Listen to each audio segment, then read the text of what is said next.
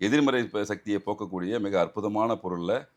மருதாணிக்கும், மஞ்சளுக்கும், கல்லுப்புக்கும் அளப்பரிய சக்தி அளப்பரிய உண்டு. அத இன்னைக்கு சொல்லப் போற விஷயம் தான். நீங்க வீட்ல இருக்கிற மஞ்சள எடுத்துக்கங்க.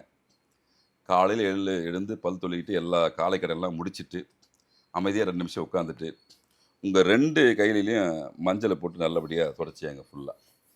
நல்லா அப்ளை பண்ணிக்கங்க. முடிச்சுட்டு அதுக்கப்புறம் தண்ணி ஊத்தி கழுவிடுங்க.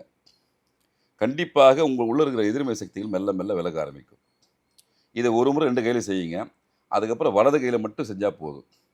தினமும் காலையில எழுந்த உடனே நான் ஏற்கனவே நைட்ல படுக்கும்போது பீஜ மந்திரம், ட்ரீம்ன்னு சொல்லுங்கன்னு சொல்லிட்டேன். இப்ப காலையில எழுக்கிறீங்க, ரெஃப்ரெஷ் ஆயிடுறீங்க. வெளிய கிளம்ப போறீங்கன்னா, வலது கையில கொஞ்சம் மஞ்சள வச்சுட்டு, தண்ணி ஊத்திட்டு, நல்லா கழுவிடுங்க கைய.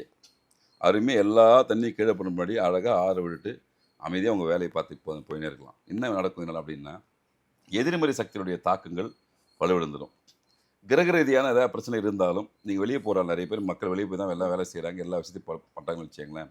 அவங்களுக்கு பெரிய பாதுகாப்பு கவசமா அது மாறும். அதுவும் எப்படி சொல்றதுன்னா, அது உள்ளங்கையில மிகப்பெரிய விஷயங்கள் உண்டு. குலதெய்வத்துக்கான முக்கியமான விஷயமும் உள்ளங்கையில உண்டு.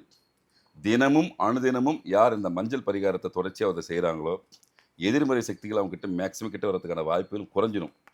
பிளாக் மேஜிக் சம்மந்தப்பட்ட எந்த விஷயமாக இருந்தாலும் அவங்களுக்கு ஓரளவுக்கு நிவர்த்தி கிடைக்கும்.